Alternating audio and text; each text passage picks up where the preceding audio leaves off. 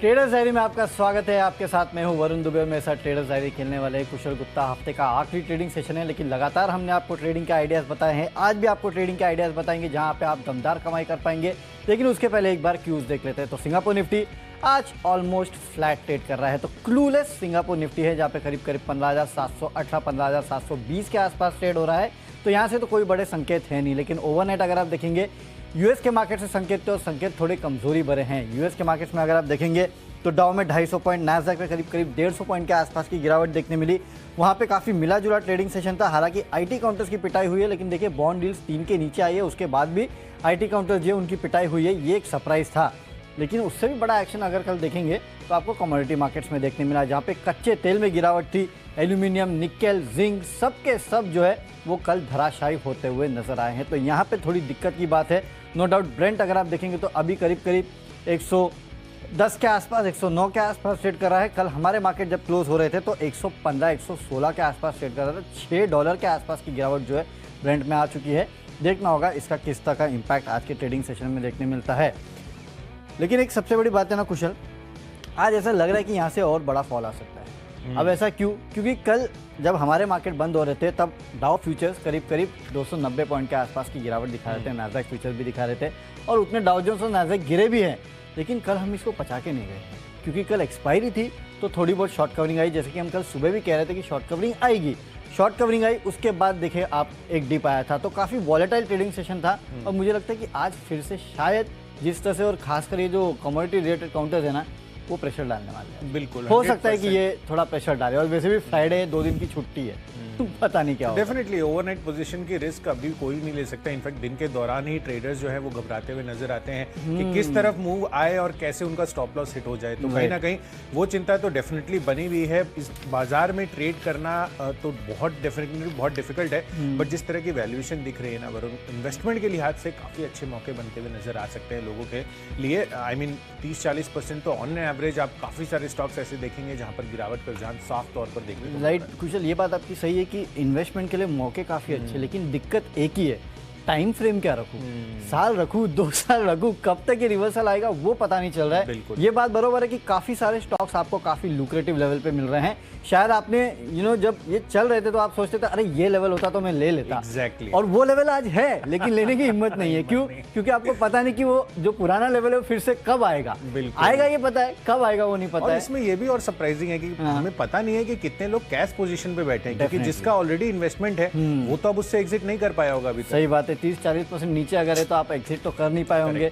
तो वही दिक्कत की बात है कि शायद जब ऊपर आते हैं तो लोग प्रॉफिट बुकिंग या फिर लॉस कम करने की सोचते हैं, और उसके चलते कहीं ना कहीं अच्छे स्टॉक्स में भी प्रेशर आता है। लेकिन हाँ, हम ऐसे अच्छे स्टॉक्स आपको लगातार बताते गए हैं, खरीदारी के भी, बिकवाली के भी, और आज भी ऐसे काफ़ी सारे ट्रेडिंग आइडियाज आपके लिए लेके आए हैं। तो कुछ शुरुआत करें कैश के काउंटर के साथ। आज आप शुरुआत कर लीजिए। चलिए वरुण, तो कैश स्पेस में मैंने स्टॉक चुना है जेके टायर का।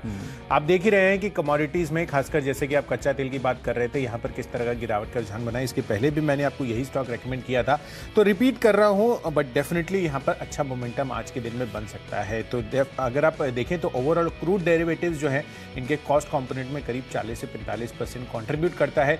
तो वो एक अंडरलाइंग फंडामेंटल पॉजिटिव फैक्टर है जेके टायर्स के लिए। और वैसे भी हम ऑटो स्पेस में देख रहे हैं कि एक रिवर्सल्स ओवरऑल साइकिल में भी आती हुई नजर आ रही है। तो जितनी भी ऑटो एंसिलरी स्पेस की कंपनियां हैं वहां पर तो हमारा फोकस लगातार बना हुआ ही है, बट फंडामेंटली जो कच्चा तेल का गिरना होता है वो टायर स्पेस के लिए सबसे पहले बेनिफिशियल रहता है। तो यहाँ पर खरीदारी करके चलिए। 105 रुपए के टारगेट के लिए 98 रुपीज आपको यहाँ पर स्टॉप लॉस लगाकर चलना है। चलिए, तो आज ऑटो नंबर्स भी आने वाले हैं, और एक कंपनी के भी ऑटो नंबर अच्छे आए तो 4 टायर कंपनी के अच्छे नंबर आ सकते हैं, क्योंकि एक गाड़ी में 4 टायर लगते हैं। हाँ, और 5 भी लगते हैं, स्टेपनी भी रहता है कहीं, नो डाउट। तो चलिए, ऑटो एंसरी काउंटर आज जाहिर सी बात है कि रडार पे रहने वाले हैं। लेकिन और कैश पे से मेरा भी काउंटर जो है वो है सुंदरम क्लेटन। यहाँ पे आपको खरीदारी करना है। बेसिकली ये एक प्योर टेक्निकल पिक है। अगर आप पिछले कुछ दिनों का चार्ट निकाल के देखेंगे तो एक वन वे रैली जो है इस काउंटर में देखने मिल रही है, और काफ़ी बेहतरीन चार्ट स्ट्रक्चर जो है इस कंपनी का है।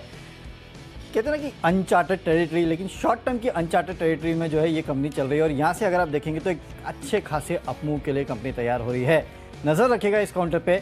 अगर 1-2 दिन गिरता भी है तो भी डरना नहीं है। जब तक चार्ट स्ट्रक्चर अच्छा है तब तक आपको इस काउंटर में खरीदारी करके चलना है। अपसाइड जो देखने मिल रहे हो करीब 4,800 4,900 के आसपास के लेवल आ रहे हैं टेक्निकली।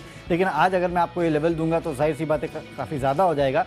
इसके लिए 1.5-2% के आसपास की तेजी के लिए आप यहाँ पे प्ले कीजिएगा। 4,500 के लेवल आज देखने मिल सकते हैं, 4,300 का आज के लिए आपको स्ट्रिक्ट स्टॉप लॉस रखना है। अगर आज स्टॉप लॉस हिट भी होता है तो भी याद रखिएगा, इस कंपनी को अपने रडार पर रखिएगा। बेहतरीन चार्ट स्ट्रक्चर है, आप निकाल के देख सकते हैं इस कंपनी का चार्ट। अब चलते हैं अगली कैटेगरी जो कि फ्यूचर में, और यहाँ से मेरी बिकवाली के काउंटर शुरू होते हैं। और सबसे पहले तो आईसीआईसीआई बैंक, वैसे भी अगर आप देखेंगे तो एडीआर जो है उसमें गिरावट दिखने मिली थी, और कल आईसीआईसीआई बैंक जो हरे निशान में बंद हुआ था। कुशल कल एक तकलीफ की बात थी ना, मैंने सोचा था कि बैंक निफ्टी थोड़ा और चलेगा, लेकिन उतना चला नहीं। दिक्कत है थी, नो डाउट हरे निशान में था, लेकिन शायद जिस तरह की तेजी आनी चाहिए थी 600-700 पॉइंट की, वो शायद कल बैंक निफ्टी में देखने नहीं मिली है। और मुझे लगता है कि कल अगर शॉर्ट कवरिंग नहीं हुई उतनी तगड़ी, तो आज तो गिरना तय है। और इसके लिए मुझे लगता है कि शायद बैंकिंग स्टॉक्स आज थोड़ा बहुत प्रेशर दिखा सकते हैं। इसके लिए आईसीआईसीआई बैंक 690 का आपको यहाँ पे टारगेट रखना है। फ्यूचर में बिकवाली कर सकते हैं, 720 का आपको रखना है एक स्ट्रिक्ट स्टॉप लॉस। तो मेरा पहला बिकवाली का कॉल है आईसीआईसीआई बैंक। बिल्कुल, तो पहला बिकवाली का कॉल आईसीआईसीआई बैंक वरुण की तरफ से आ रहा है और मेरी तरफ से कॉन्ट्रा बेट है। इनफैक्ट आप देखिए यहाँ पर मैंने ऑटो एंसिलरी स्पेस की तो बात कर दी थी कि काफ़ी अच्छा यहाँ पर इनका रुझान दिख सकता है, पर एक ऐसा काउंटर है जिसकी ग्लोबल डिपेंडेंसी बहुत ज़्यादा है, खासकर यूरोप पर बड़ा फोकस इनका ऑलरेडी है।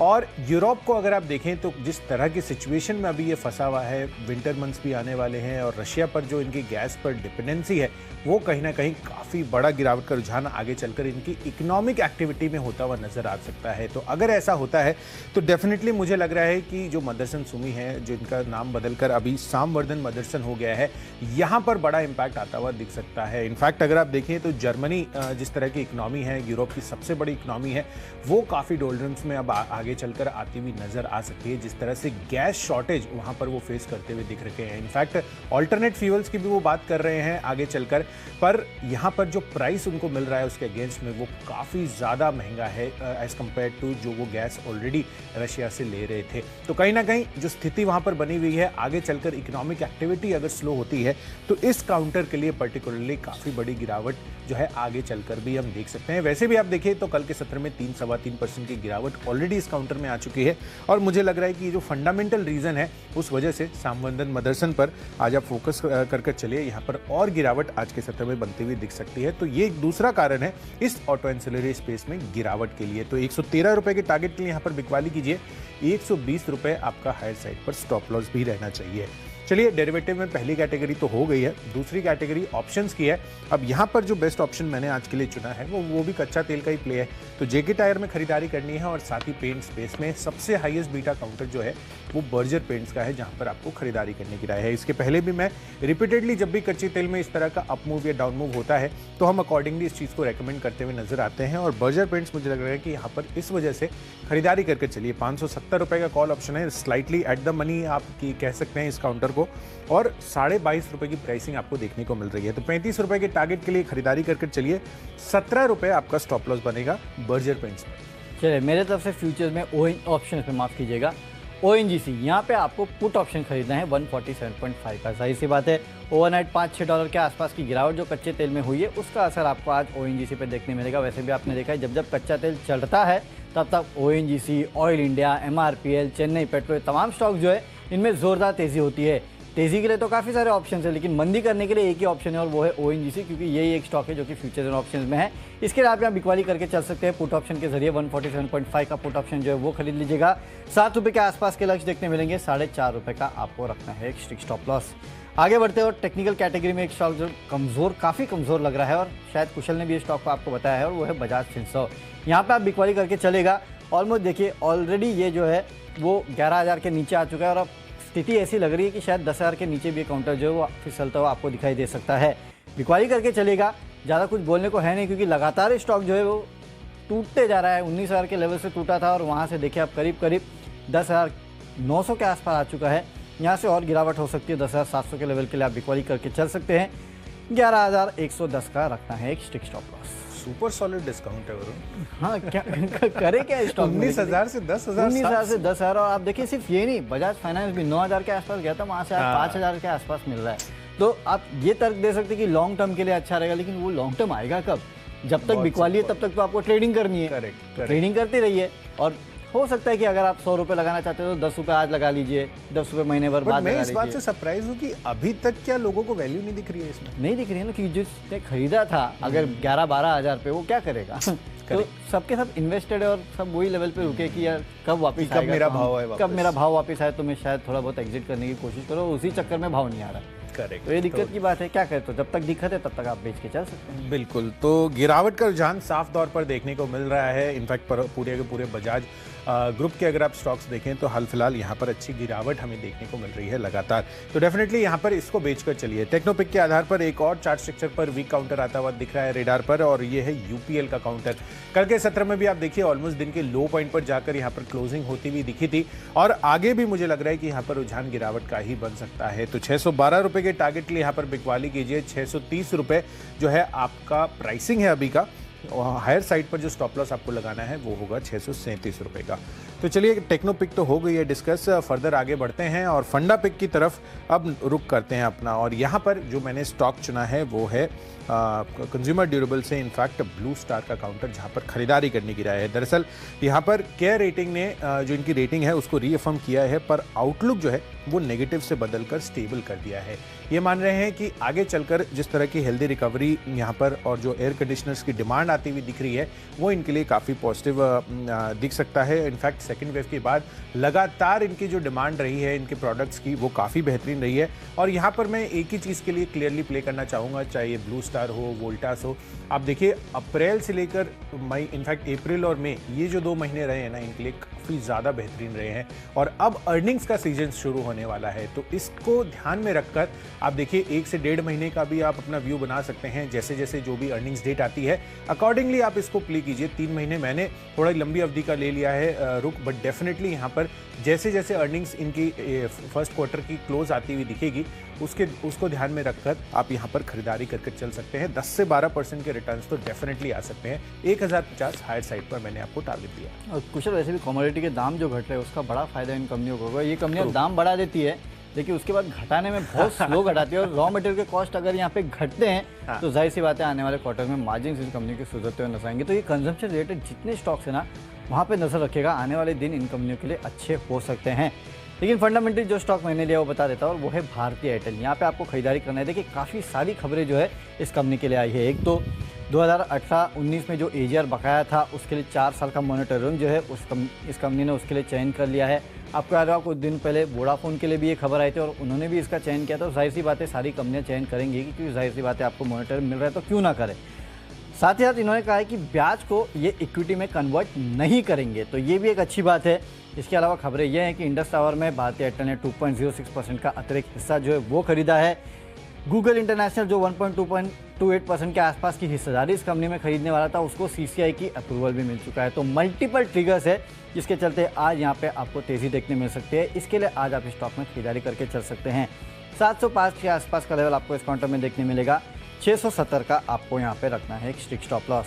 चलते अगली कैटेगरी जो कि है निवेश की कैटेगरी। और निवेश के चलते देखिए जैसे कि मैं कह रहा हूँ कि कंजम्पशन रिलेटेड स्टॉक्स जो है उनको अगर आप 1-2 साल का वक्त दे सकते हैं ना तो इस पूरे स्पेस में काफ़ी बेहतर स्टोरी जो है वो बन सकती है। यहाँ पे निवेश करना है मेट्रो ब्रांड्स में। बेसिकली मेट्रो ब्रांड्स हो या बाटा हो, ये सभी स्टॉक जो है मुझे लगता है कि काफ़ी नीचे आ चुके हैं और इन लेवल्स पे काफ़ी अच्छा जो है डिस्काउंट इन काउंटर्स में मिल रहा है। 4 से 6 महीने में 700 रुपये के आसपास के लेवल दिखा सकता है। ये आपको तो पता ही है कि फुटवेयर का जो ओवरऑल स्पेस है उसमें कंपनी कारोबार करती है, अच्छे मार्जिन पे कंपनी कारोबार करती है और काफ़ी सारे ब्रांड्स जो है इस कंपनी के काफ़ी बेहतर है। कुछ रिपोर्ट्स में पढ़ रहा था जो कि कहीं ना कहीं इस कंपनी के ओवरऑल ईपीएस टारगेट्स को बढ़ा रहे थे और कह रहे थे कि अगले कुछ समय में आपको बेसिकली 22 से 24 तक 30-35% के आसपास की सीएजीआर रेवेन्यू ग्रोथ और पैट में करीब 35 से 40% के आसपास की सीएजीआर ग्रोथ जो है वो डिलीवर करते हुए कंपनी नज़र आ सकती है। मार्जिन्स में भी अच्छी खासी बढ़ोतरी होगी। तो मल्टीपल ट्रिगर्स है जो कि इस कंपनी को आगे लेके जा सकते हैं। प्राइस टारगेट 700 के आसपास का मैंने दिया है, ये लेवल आपको देखने मिल सकते हैं। इनफैक्ट मेरे ख्याल से कुछ दिनों पहले मैं आईसीआईसीआई सिक्योरिटीज़ की भी रिपोर्ट पढ़ रहा था और वो भी इस कंपनी पे काफ़ी बुलिश थे। यहाँ पे नज़र रखिएगा, अगले कुछ समय में अच्छी कमाई इस पूरे स्पेस में इनफैक्ट हो सकती है। उसमें मेट्रो ब्रांड्स जो है वो मुझे पसंद आता है, इसके लिए आप यहाँ नज़र रखिएगा। यहाँ पर आपको निवेश की सलाह है।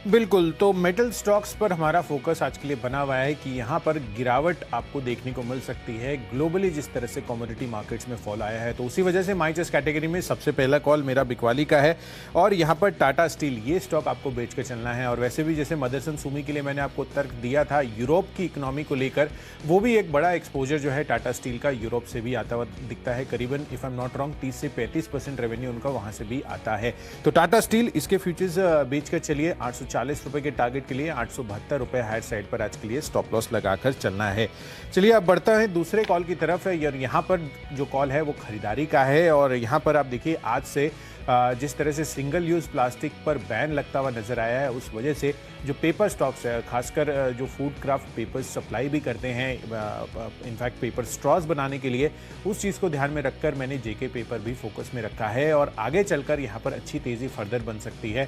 कल के सत्र में गिरावट थी बट डेफिनेटली इसको आप अपने लॉन्ग टर्म पोर्टफोलियो में भी शामिल कर सकते हैं। एटलीस्ट 6 मंथ्स की एवरेज होल्डिंग पीरियड अभी अगर आपकी इसकी रहती है तो अच्छे गेंस आपको जेके पेपर में आते हुए दिख सकते हैं। बट लार्जली आज के लिए ट्रेड ले सकते हैं सेंटिमेंटल इम्पैक्ट पॉजिटिविटी का जेके पेपर में भी आता हुआ दिख सकता है, बट ये भी हो सकता है कि ये सेल ऑन न्यूज़ भी होता हुआ नजर आए। तो थोड़े से कॉशियसली इस स्टॉक में आप ट्रेड आज के लिए कर चलिए। तो 306 रुपए के टारगेट खरीदारी के रुझान में खरीदना है आपको 292, ये आपका स्टॉप लॉस बनेगा। और आखिरी कॉल है बिकवाली का वेदांता पर। निकल में जिस तरह से 4-4.5% की गिरावट आती हुई दिखी है, वो भी एक नेगेटिव फैक्टर वेदांता के लिए हो सकता है। और एल्यूमिनियम की कीमतों में भी गिरावट वरुण आपको बता ही रहे थे और नाल्को उन्होंने रिकमेंड किया है। तो मेरी तरफ से हिंडाल्को और वेदांता एल्यूमिनियम के पर्सपेक्टिव से और वेदांता पर्टिकुलर निकल के पर्सपेक्टिव से भी आप जोड़ सकते हैं। तो इंट्राडे बेट है केवल। इनफैक्ट यहाँ पर आज आपको बिकवाली करके चलनी है, इस वजह से 224-223 रुपए की प्राइसिंग है। 217 का टारगेट रखिए, 226 रुपए आपका स्टॉप लॉस बनेगा। चलिए तो स्टॉक्स तो हमने आपको बता दिए, फटाफट देख लेते हैं कि कौन से स्टॉक्स को हमने अपनी टीम में शामिल किया है, यानी कि रिकैप देख लेते हैं। कैश का काउंटर है सुंदरम प्लेटोन, बेहतरीन टेक्निकल सेटअप है, इसके लिए आपको यहाँ पे खरीदारी करके चलना है। लेकिन फ्यूचर्स में आईसीआईसीआई बैंक में करनी है बिकवाली। बैंकिंग स्टॉक्स हो सकता है आज थोड़े बहुत प्रेशर दिखाएं। ऑप्शंस में ओएनजीसी का 147.5 का पुट ऑप्शन आपको खरीदना है। कच्चे तेल में जो गिरावट आई है उसका असर देखने मिल सकता है। टेक्निकली बजाज फिनसर्व काफ़ी कमज़ोर लगता है, अब तो 11,000 के लेवल के नीचे ये ट्रेड कर रहा है, तो यहाँ पे और दबाव देखने मिल सकता है। फंडामेंटली भारतीय एयरटेल अच्छा लगता है, काफ़ी सारी खबरें हैं, उसके चलते आज यहाँ पे 705 के आसपास के लेवल दिखा सकता है। निवेश करना है मेट्रो ब्रांड्स में, अगले 4 से 6 महीनों में 700 रुपये के आसपास के लक्ष्य देखने मिलेंगे। खबरें स्पेशलिटी रेस्टोरेंट के लिए है क्योंकि ओएमसीज ने 19 किलो के जो कमर्शियल एलपीजी सिलेंडर है उनके दामों में 200 रुपये के आसपास की कटौती की है, उसका असर यहाँ देखने मिलेगा। माई चॉइस में एशियन पेंट्स और पिडिलाइट में आपको खरीदारी करना है क्योंकि कच्चे तेल के दाम जो गिरे हैं उसका असर आपको देखने मिलेगा। लेकिन साथ ही साथ नाल्को में करनी है बिकवाली क्योंकि कमोडिटीज़ की गिरती कीमतों का असर यहाँ पे देखने मिल सकता है। 67 के लक्ष्य के लिए कीजिएगा बिकवाली। और आज का मेरा बेस्ट पिक है ओएनजीसी, क्योंकि जिस तरह से कच्चे तेल के दाम गिरे हैं उसका एक सीधा असर जो है आज आपको ओएनजीसी में देखने मिल सकता है। इसके लिए पुट ऑप्शन खरीदना है 7 रुपये के लक्ष्य के लिए, 4.5 रुपये का स्ट्रिक्ट स्टॉप लॉस भी रखिएगा। चलिए, कच्चे तेल में जिस तरह की गिरावट रही है, क्रूड इंपैक्ट आपको पॉजिटिवली जेके टायर पर इंपैक्ट आता हुआ दिख सकता है, तो इसमें खरीदारी करके चलिए। साथ ही यूरोपियन इकोनॉमी जिस तरह के हालात से अभी गुजर रही है, मुझे लग रहा है कि आगे चलकर सामवर्धन मदरसन इसमें गिरावट फर्दर आती हुई दिख सकती है। तो 113 के लक्ष्य के लिए आज यहाँ पर खरीदारी बिकवाली कर चलिए। ऑप्शंस कैटेगरी में बर्जर पेंट्स, कच्चे तेल का पॉजिटिव इंपैक्ट यहाँ पर देखने को मिलेगा, पर technically chart structure wise UPL काफी कमजोर लग रहा है। ब्लू स्टार यहाँ पर खरीदारी कर चल सकते हैं। अगले 3 महीनों के लिए अच्छी Q1 अर्निंग्स की एक्सपेक्टेशंस लगाई जा रही है। निवेश के लिहाज से इनफैक्ट डिविडेंड यील्ड वाला स्टॉक पावर ग्रिड, ये आपको अपने रेडार पर रखना चाहिए।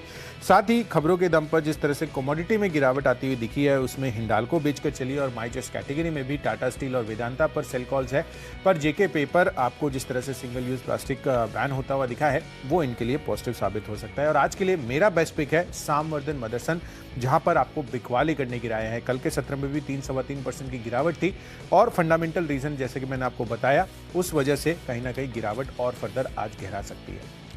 चलिए तो स्टॉक्स की सूची पूरी हो चुकी है, लेकिन हफ्ते का आखिरी और सीरीज का पहला ट्रेडिंग सेशन कैसा रहेगा ये जानने के लिए सीधे चलते हैं शेयर बाजार लाइव में, जहाँ पे अनिल सर और दीपांशु भंडारी हमारे साथ जुड़ने वाले हैं। दीप जुड़ चुके हैं। Good morning Deep. Good morning Varun, good morning Kushal. और हम ब्राइट एंड येलो तैयार हैं आज के ट्रेडिंग सेशन के लिए। हालांकि बाहर की अगर आप हालात देखें तो काफ़ी तेज़ बारिश हो रही है मुंबई में, ऑरेंज अलर्ट भी जारी किया गया है, बट कई सारे डेवलपमेंट्स हैं। नई सीरीज़ की शुरुआत है, नई छिमाही की शुरुआत है, नया महीना शुरू हो रहा है, काफ़ी सारा एक्शन रहेगा इस बाजार में। आइए करते हैं शुरुआत शेयर बाजार लाइव की हेडलाइंस के साथ।